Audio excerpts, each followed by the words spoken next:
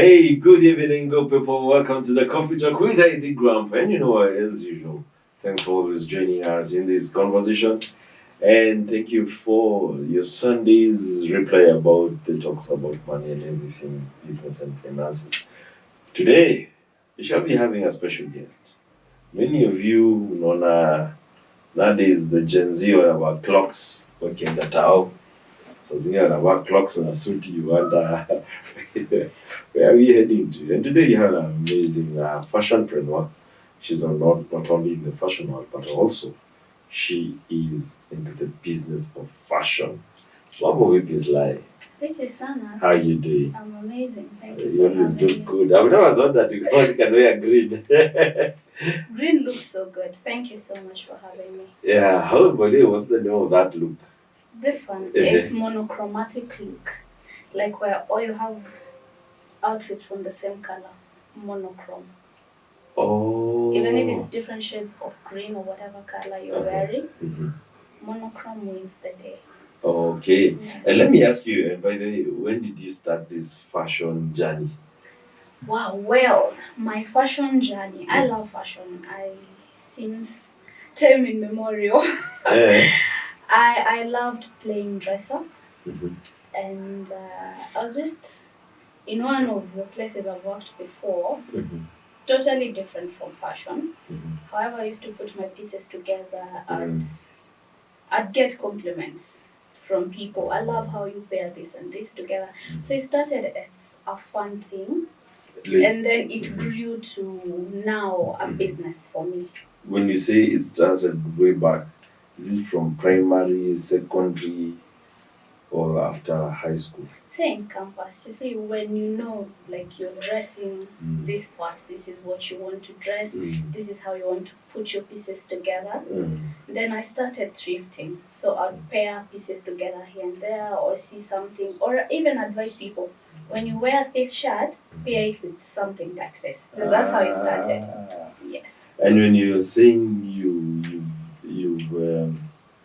like what's like monochromatic, yes. These are really deep terminologies, I'm sure, when it comes to the fashion world.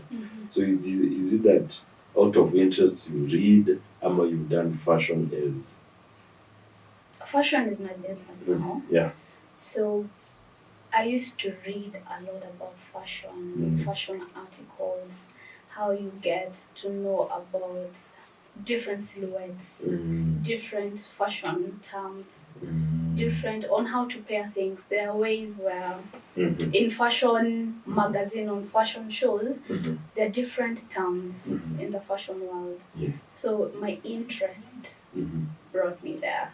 I learned a few things. So I'm still learning. There's no end in learning. Yeah. So I'm still learning, and it's pretty amazing because I love it.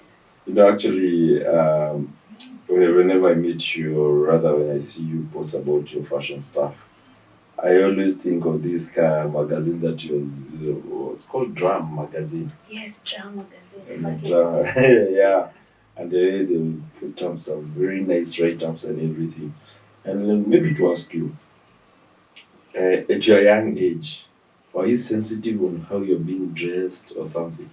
I was very particular on how I was being dressed. As a very young girl, I'd say I was more of a tomboy. I'd pick a very baggy pants and just a t-shirt, and then I'm out as a girl. But now, back in high school, I started gravitating more to, I want to dress like this, I want to dress like this. Like putting pieces together, I started playing now the real plain dress up. When you say dress up, what do you mean by this? Embracing the femininity, the feminine side of things, because I can play both parts. I can be a tomboy. I can decide tomorrow I'll be that elegant lady. I can dress for the street. So you're not shocked by the way people are wearing clocks going to town? With the knowledge I have now, there are some things I wouldn't wear personally, and I advise them not to. But I mean, they're still young. They'll find their footing along the way. Yeah. And maybe if you look back, do you think you're going back to the era of fashion, the fashion is going forward? We are blending? we are going back to Mm-hmm. what they call the Y2K, and the 90s fashion is coming back, Mm-hmm. and people are embracing it. Yes. But you see, in fashion, I always say there are no rules. There are no Get rules your in style, embrace it, go with it, run with it. but there is something that I noticed in Kenya. Do you embrace the Western culture too fast? Or is the Western culture that comes out too fast? The other time, ladies were wearing bikers in town. Yes. Then all of a sudden, imekuja imeface out. Mm-hmm. And now there is another lady, so well dressed, Mm-hmm. with a good official skirt, good heel, Mm-hmm. but she had worn a shirt like this one, but imekatwa hivi. A crop shirt. Yes. I'd say No, that is sold actually as a piece like that with a tie. yes, and that is what is currently trending. and I feel like we embrace trends so fast. Mm-hmm. When something comes up, Mm-hmm. people don't take time to understand, is this my style? Do I really resonate with this style? Mm. Or it's just a wave, it comes, it goes. Mm. But this is what I'd say. Mm. Embrace whatever comes, Yeah. but have your signature style. Say me as like, I love my pieces fitted like this. Mm-hmm. This is how I dress for this occasion. Mm-hmm. This is how I'd advise, for example, you on how to put your pieces together, depending on the occasion or your style. Okay. And let me maybe like this is a blazer, right? Yes, this is a blazer. The way it's sitting on your shoulders, Mm-hmm. is it custom made or it's thrifted? Actually, whatever I'm wearing today is Uh-huh. one of my pieces. I custom make Wow. pieces. So this is just a fitted blazer. Mm-hmm. Fitted blazer meaning you get the measurements Measurement. as per the client. So you get it fitted. I have this is now a crop jacket. Mm-hmm. A crop, what are they called? The half jackets. Why is the name going now? Yeah. It's like a half jacket. It's like Is it has a name. Yeah. CC half jacket.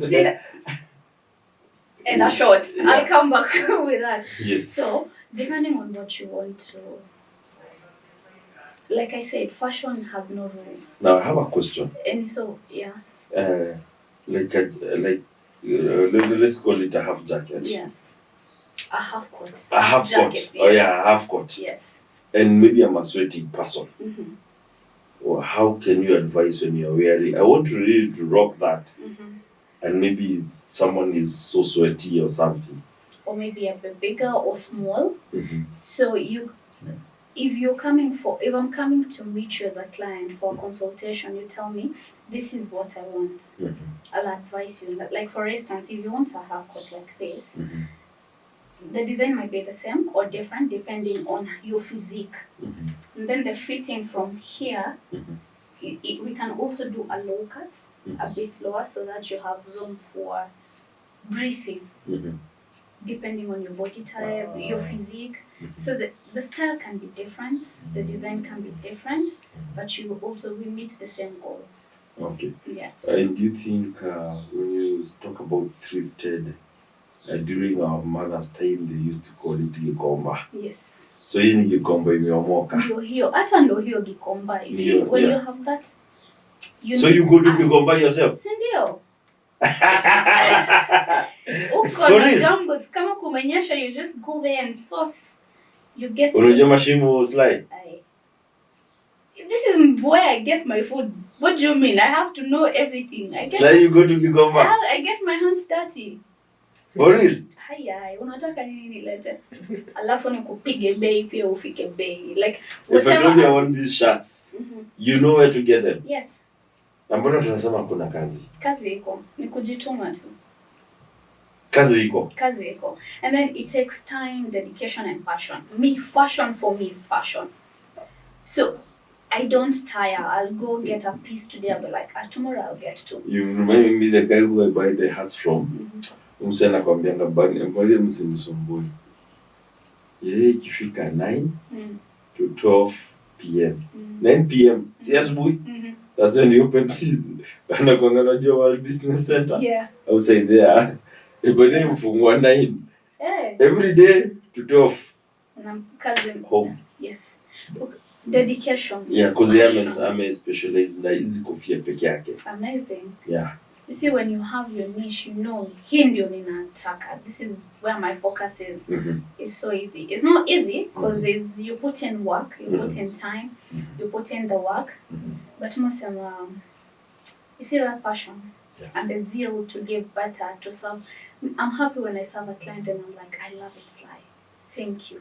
That is my satisfaction. Yes. Because I know you'll tell someone about me. I'll get more. So I give value. Whatever I charge you maybe for a shirt, you'll see it. I might tell you, this is my price range, and you're like, I Sly, you're expensive. Tell you, let me bring you my goods. So you see the quality, like everything. Actually, quality me, I thought this is something made us in Kenya. No. Because, what is it called? Custom made. The quality. I don't know why the words are disappearing from my mouth right now. I don't call it the cream. The top notch, the top tier. The top tier. Yes. But I also get disappointment, and I'm not cheat you, Sly. Kuna hii time kuna kwa na buy Kenya sell Kenya in KCC. Mbona wanaitanga hizo manguo hazina shape, so baggy clothes? Sasa maybe they're doing a clearance sale. Plus, also, you see, when you're dealing with your clients, you have your client market, your target market. Hizo nguo na fabrics pia they differ. Unaona hii fabric? Yes. Kuna fabric ya blazers, kuna fabric ya dresses, kuna unaona kila kitu inakwanga na a level of finance. Yes. Like the linens, the silk, kuna wenye unajua, if I'm selling my linen, kuna hii class of people. But what about if I come to you and tell you, I'll give you this linen, this is my range, and I give you top notch. But you see, now, inakwanga hard when people don't see the cost of production, because that is still a factor. I don't know whether you'll be comfortable. I've seen maybe you can open on this side. You're the linen of your jacket. The lining. It's called the lining. The lining, yes. This is also made in Kenya. Yes, this is made in Kenya.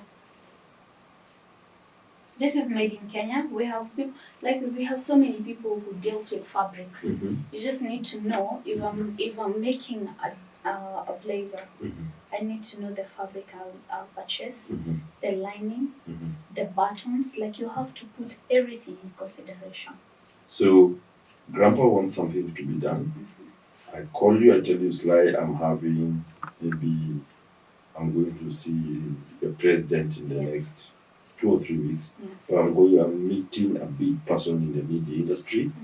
I want a custom-made jacket. I want to wear maybe with jeans. And so you tell me, I think, Grandpa, this kind of boots look good on you. This kind of jeans you can wear up this way. This is the shirt that you're going to put on. You bring the style and that is basically what I'll do.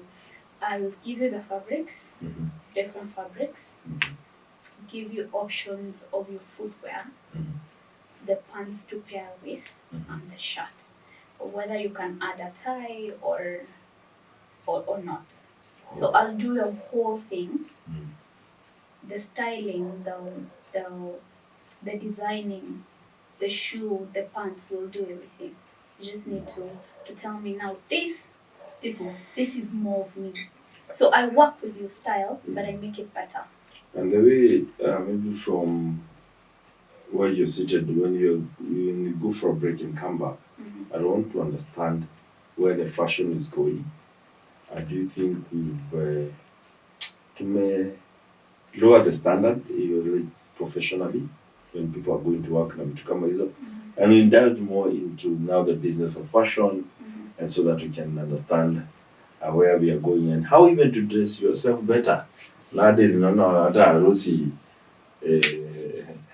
what you guys are wearing. Guys, let's go for a break. Come back and continue the conversation.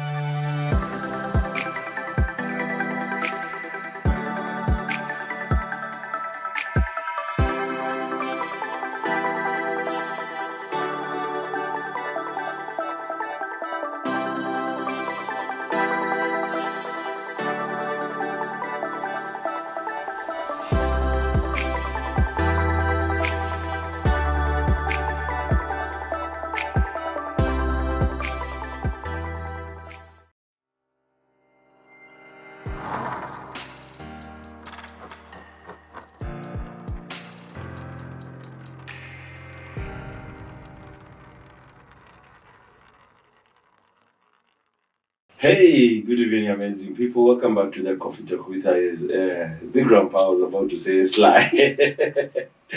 And the amazing Sly. And Sly, I would want us to demystify things professionally. I don't know. I come from a generation where things have to be done in the right way. But unaona watu wanaenda kazini na zinaitangwa jizi. We used to call them pajamas in our time. What are they called? The sweatpants. Yes. Yeah. Ama unapata mtu amevaa jeans na clocks. We knew a man should wear a leather shoe. Yeah. Vitu kama hizo. Where are we? We are somewhere, I'd say. But I think most people don't take you don't take time to like dress yourself. It's just like a wider day, wake up, pick a shirt, you won't even iron it, pick a pair of pants and whatever shoe you want to say, hata hivi Crocs, and then you walk out and you're ready to go. But you are dressed how you're dressed. If you're looking sharp, you're even accorded some respect. Yeah. So the minute you take time, and you can tell someone who takes time to dress themselves, be it in that 100 bob shirt, because when you're wearing a shirt, who knows the price tag? No. But how you put it together, how you present yourself is very important. Yeah. I think. But then I have a question about now when people bring the aspect of tea. Sijavaa vizuri kwa sababu sina pesa. That's what how we tunajiteteanga. From a profession, because I know also you're in business. As a CEO, when someone walks to your office or ukiingia matatu, let's use the most easy. It's 8 in the morning. Yes. But shati na imekunjwa yani. Yes. What goes to your mind? I don't know how people function I call it clutter. Like, so many things are going through. Oh, so once you see when you take care of yourself, for lack of a better word, it's easy to even function. Unimse kama umetoka hivyo kwa nyumba, you didn't take time to look at yourself. You didn't plan how you want to dress for that day. So umeamka, you've picked whatever you've seen karibu na wewe, umevaa, umetoka. It means, to me, it feels like siku yako itakuwa tu hivyo na confusion na itakuwa tu, you can't even function. I was even asking my brother, kwani men we are no longer taught how to tuck in. Unaona mtu tuck in but hapo kwa mshipi, it's grooming, basic grooming. Hakuna. And Some men take care of themselves. Yeah. You can meet someone even on the street, you're like, wow, that man looks sharp. Yeah. Shoe, well polished. Pants, if it's official, well ironed. The shirt, neat. It has to be. It's like he looks well kept. Yeah. Like when you said, actually, we don't dress well because we don't have money. Huko Gikomba tuko na shati hata za 50 bob. Yeah. Just pick that shirt, iron it, clean it, iron it. Ukivaa, no one will know it's worth 50 bob. It starts with you. How do I want to present myself? Yeah. How do I want... You see, if you walk in that room, you can command the room by how you look. Sure. Let me go to an area that you also love. Manzi. With the entry of perfumes in Kenya. Yes. Unapata kuna watu wananuka sijui a concoction of tear gas put together. And garlic.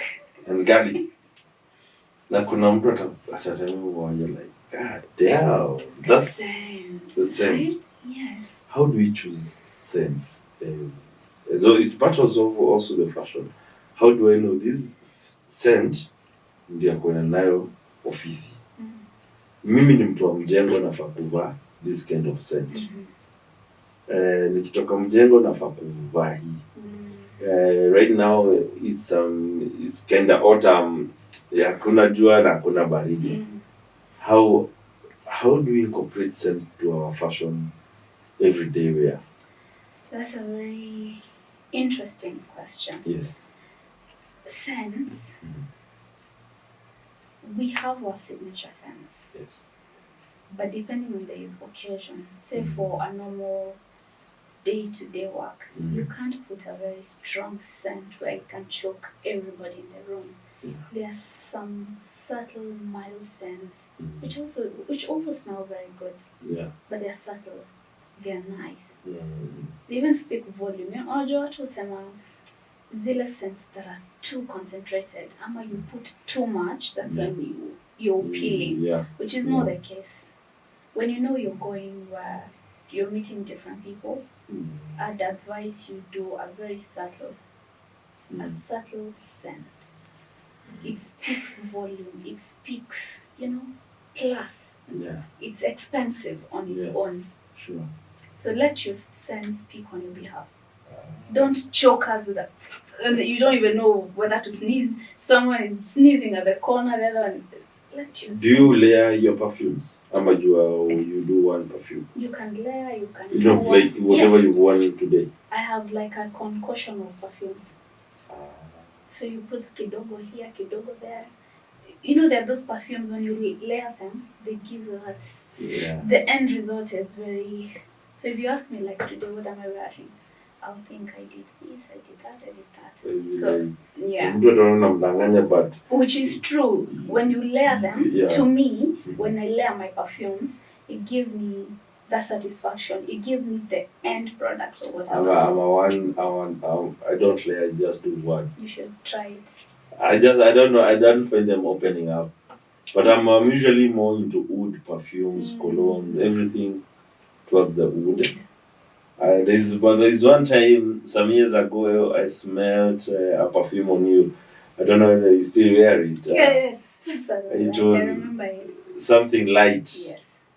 That was one killer of a perfume that you got there. Maybe to ask you, there's so many young men and women who want to come to the fashion business. Where do they start? Start by what?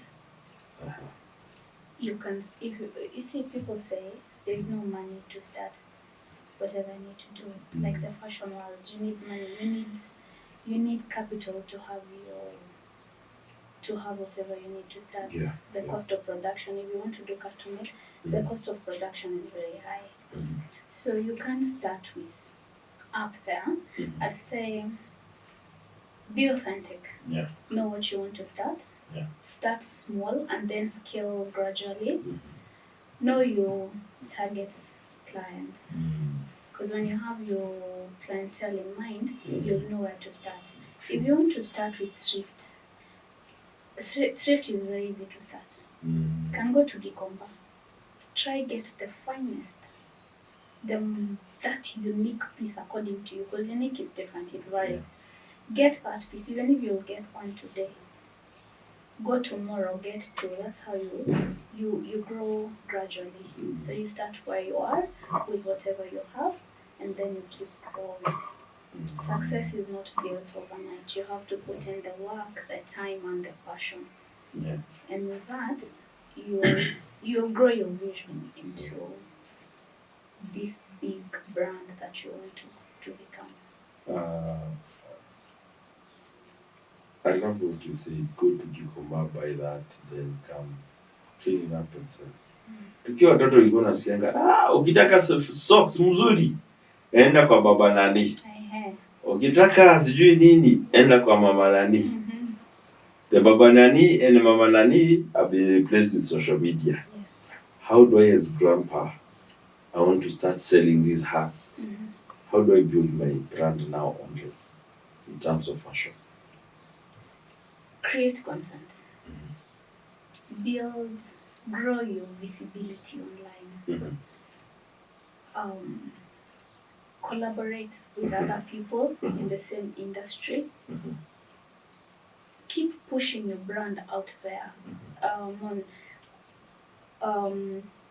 Pay for ads, whatever you're pushing out there. Make sure, even if I'm scrolling, I'll see Sly, my brand. You'll see Nude Fashions there. So keep on posting, collaborate with people, because social media is the new era. This is where everything is happening. And when people want something, that's where they'll go. So how you also engage with your people online. Yeah. Keep engaging with people, respond when people ask something, like be on toes. But you know, the more you bring solution, just like sina simu mzuri, just like sina place ya kushoot. How do this generation put an end to this lamentation? Like I said, start with what you have. Yes. Work with what you have. Kama simu yangu hainipei picha poa, Nash ni neighbor yangu. Naweza jituma aniende nimwambie, can I get your phone for a minute? Because there's always a solution to everything. If my phone is not giving me the quality I want, I'll look for a friend who can give me. But before I even get to that friend, I'll keep posting. Mutajua na posting tule tu picha tunaka sijui aje, but nikipata hiyo kitu inakaa poa. And by the way, because I'm sure kuna mzazi anaona hii TV, hii show. Kuna anaona dota yake anajaribu 1 2 3 Wewe anashindwa mtoto amepotea njia huyu. Wewe nitakupiga.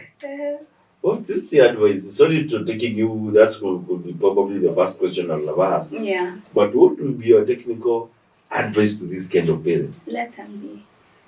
If my mom told me stop, maybe singekuwa hapa. Because you see, it's like you're killing this dream which can grow to be this huge name in the industry.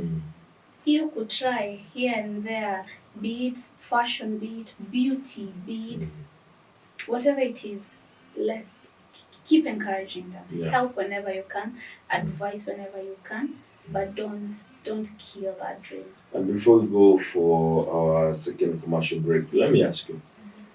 Professionally, when I was reading about public image, they were saying that if it's a lady, from the knee to the where the clothes should be 3 inches. But usually I can see it's quite some inches up, but still look decent. Yes. Is it understanding your body? I'm a woman. Yeah. And I'm sure if the same I would get someone else, I'll be more of visual to them than the fashion. How are you able to play around that? Like you said, understand your body, number one. Know what works for your body. Different body types, you dress them differently. There's some outfits that will not look good on me. and there are some outfits that will look perfect on me. So once you understand your body, your style, it becomes very easy now to curate something that works well for you as a client. So lingine nikitokanga mbio. Kuna watu kama sisi who are old. Already the pot belly imekataa kuenda. What kind of shirts do you think you would look more, and this I'm asking for the job, as I am not utambi, do they put more of shirts or t-shirts, number one? Number two, kama ndia ladies, kuna wenye wamejaribu gym, but they want to accept how they look like with their tummy. How can they dress themselves? What would be your... Nini wanaweza kuvaa wafeel bado wako fiti without straining at angalia niko na tumbo. You see sometimes ingine ni inheritance. Because there's a lady was saying alikuja akasema if this thing, because sasa kumekuja na wajuaji wengi sana, akasema unaweza pata maybe kwenye familia yenu na watu vibonge. Ndio hapo nasumbuana na gym. What's you what would be your technical maybe outlook on that? Okay. So for guys, for example, for shirts, if you're well blessed, na kakitambi kameja, hizi shirts ziko na too much prints, zenye ziko too busy, zinaonyesha everything. Like when I look at you, I'm just focused on how busy your shirt is. So you can go for neutral, less busy. Kama ni plaid, kama here, plaid shirts, it's not like the twingi sana. You know, the small, okay. Isikakuna hizi ndogo zaidi. Isikwe ndogo sana yenye na iko too busy. The first thing I'm seeing when I look at you, it's your busy shirt. And when I look at you and I see how busy you are, I'll see your stomach, kakitambi kameja. For ladies, there are prints that Mona easy lines. They have a name. The stripes. Stripes zenye zinaenda round hivi. Kama top yako inaenda hivi round. Inaonyesha circumference, how big it is. And that's what people will focus on. So when you're picking your pieces, the pattern, now if you want us not to focus on that, maybe one of these stripes zinaenda chini. Yes. Zina elongate, so tunaona tu how your the flowing. Yeah, how your physique is, which is nice. Compared to picking, easy vitu zenye kama the circular ones. Another style, don't wear something that is too tight. Hata ukika chini unaonekana you are. Sasa unavaa shati kama haka sasa kakijaa. Kamejaa hadi like the buttons are picking like that. Okay. Wear something. There tops zenye the designs are so many nowadays. Unaweza pata top hapa iko fitting but huku iko a bit loose. It's like letter A. Like yes, the same na dress, the A lines in a fair room. You can still eat your food, enjoy whatever it is, and enjoy your body and still look good when you know how to dress your body. Tumeongelea na wenye kuna figure wanatutesa huku nje. How? Chiki jamaa amevaa six pack huku, they open their shirt. We can all look like it's how you put. It's how you dress your body, understand your body.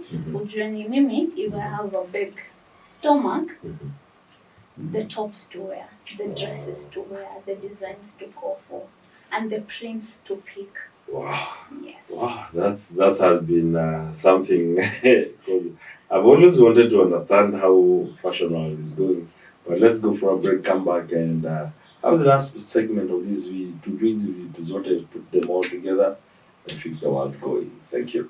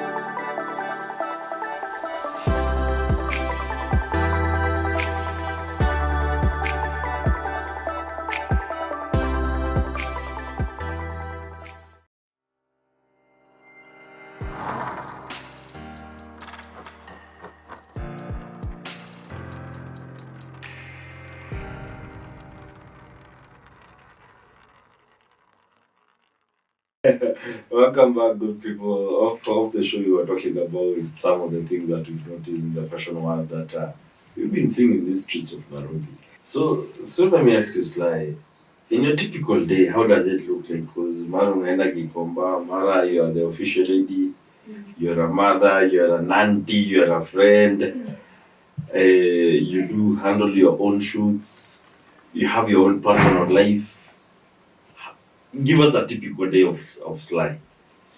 Well, wow. A typical day. My day is full of different events, a dynamic of different events. There's the sourcing bit. There's the strategy. There's I'd wake up early. What time? How is your early? 5. I do my morning ritual until 7:30. So by 8, I check my socials, I check emails, if I need to respond to emails.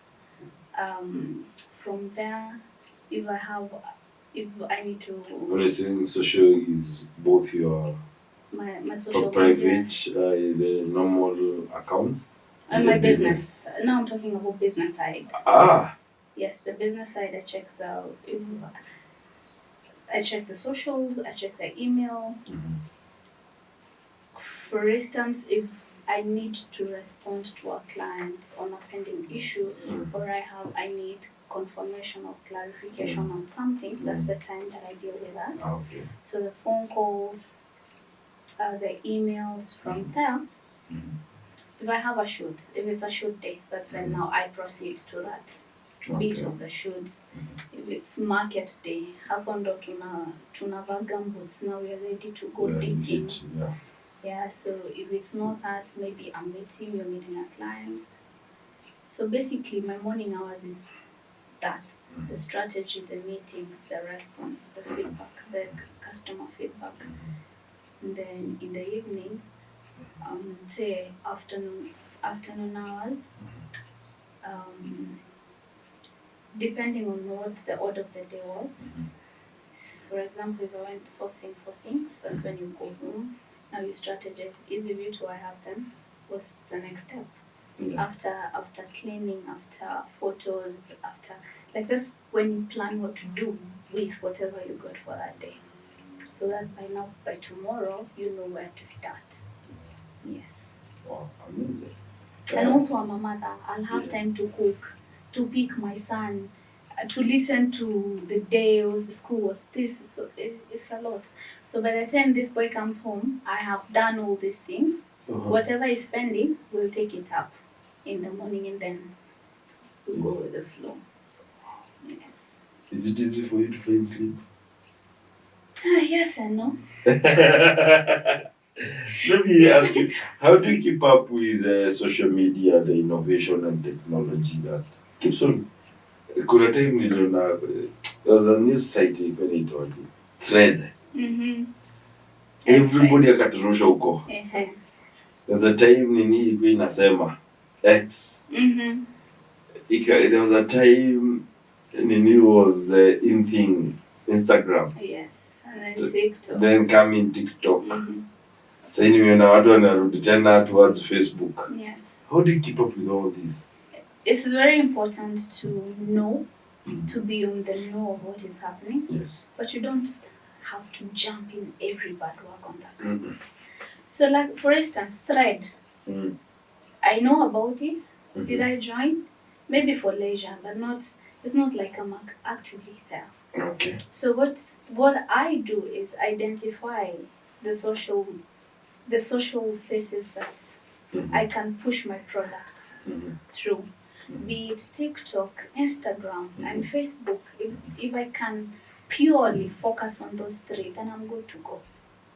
Kuna watu wameshika wanajua. Like for me, Facebook favors me.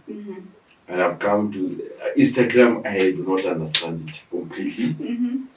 TikTok, even my brother told me the other day I followed people. I was trying to join a link. Mm-hmm. Then I found unfollowing. I don't know how I unfollowed people, or I send messages to people. Mm. I am not very good in technology. There's one of the WhatsApp groups. I screenshot a conversation. And again, that's how I was like, my goodness. Yeah. So you're saying it's important to identify and focus on those. If there are two, if it's one, make sure you're putting your all in that one. If there are 3 or 4, so long as you're putting your all but in mtu it. atakwambia it's like, sex, if you don't put anything sexual, anything that doesn't, hizi page haziendi. Hapana. Be professional. Be professional. Tuache vituko. Kwa sababu, there's a way I want you to identify with me as me. Yes. You might think since I can wear anything I want, you objectify me. Mm-hmm. Whatever, know me. Identify with me with whatever I'm pushing online. Mm-hmm. I want my brand. I want people when they hear Weird Fashions, my brand, they know what they're getting. Mm-hmm. So whatever you're pushing, keep pushing. Hautaanza sahi na push na ugrow kesho. So keep pushing. Utaserve mtu mmoja, wawili. The more you keep serving people, the more you grow your visibility, the more you grow yourself. Yes. And let me ask you, what's the future of fashion industry? Fashion is growing. I'd say fashion is growing. People are not confined in boxes.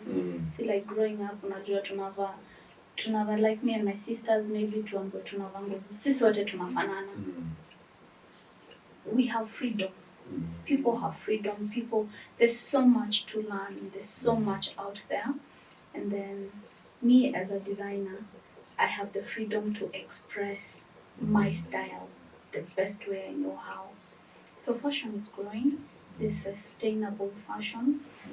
There's also inclusivity, including different people, body types. Be it you're big, you're small. There's something for everyone. Yes. If you look at, to me, I think presidents in Kenya, they really influence a lot of fashion. I saw I've been there through Moi's time. He used to have a suit with a fresh rose flower. Yes. And you'll see a lot of bridegroom will put exactly that. Then come in Uncle Moody Award. He used to put that scarf. And it trended sometime. Then come in Kijana wa Malo and Jonjo with a 3-piece suit. Then exit them, come Uhuru Kenyatta. His love for shirts. Yes, the shirts, the colored ones. Yeah. The floral ones. And he really made us now sink into it. Yeah. Then come in President Ruto with his counter suit. They revamped. But do you think he did wrong to run away from counter suit? No. I love his counter suits. They're very well done. Yeah. Well done. The stitching, the fitting is just perfect. But with now the current president, his style is whoever dresses him, he's on point. He knows that. Because the fitting bespoke, like everything is so good. So you see, once you understand what you are, the occasion, your seat, we need to. Grandpa anataka kumuona kila siku na makaunda suits. No. Kuna mahali ataenda vae a different suit for a different delegation. Ndio akiingia mnajua President Ruto is here. You don't need to speak you don't need to speak like your style, how confident you are. Your style should speak on your behalf. You command the room. You're here. Oh yes, he's here. Do you think sometimes these politicians take? There's a certain politician who was photographed with a shirt over 275,000. Do you think wanafanyanga hiyo kitu by knowingly so that they can trend? Yes and no. Sasa you see, not everyone can afford a shirt that is on. Yeah. And not anyone, everyone. Even if I can afford it, I wouldn't say I'll buy it. Number one, it might not be my style. It might not speak to me. It might not. There's so many factors to consider before even the purchase of something. So maybe trending, yes. Yeah. Because you see, you're on that. You're on the limelight. You're on the limelight. So whatever happens, whatever you say, people will speak about it. As you're closing up, as do you have any upcoming projects? And before then, please tell me, what's the future fashion industry in Kenya? Like I said, fashion industry is growing. There's so much, people are using sustainable fabrics, eco-friendly fabrics to, to just have, what do I say? Keeping the environment green. Yes, and recycle things that we can recycle. Upcycling, yes. Yes. And inclusion, like I said. We have so many people including different body types. Yeah. So there is growth. Some people don't feel neglected, or this is just for small people, this is just for big people. There is that inclusion. It is growing. I'd say it's really growing, and people are giving it a chance. Yeah. So there's room. There's room for magic is happening. Magic is happening. Yes. Man, that has been a great conversation and digging into the world of fashion and understanding how it can go. Because if you're at home and you love fashion, I'm sure the people can reach out to you. Yes. Maybe you can share your social handles. My socials.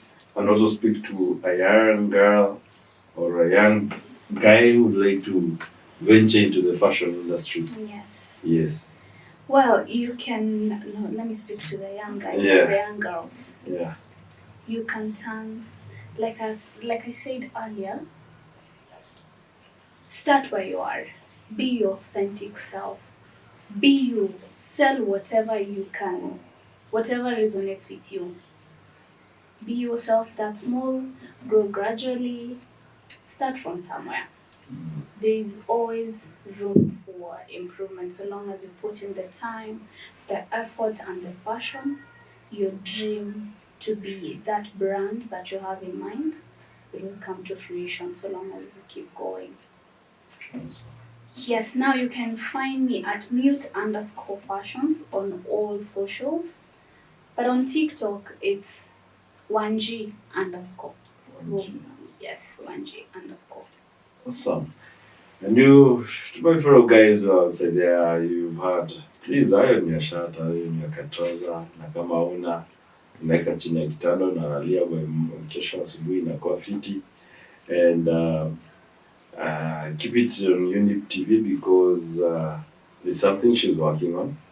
Kuna kitu iko kwa nje inakuja. So keep it here. Fashion lovers, I'm sure you'll enjoy whatever she's going to come up with. Great people, it's always a pleasure having you on this show. Asante sana. And you know what? Keep the conversation going.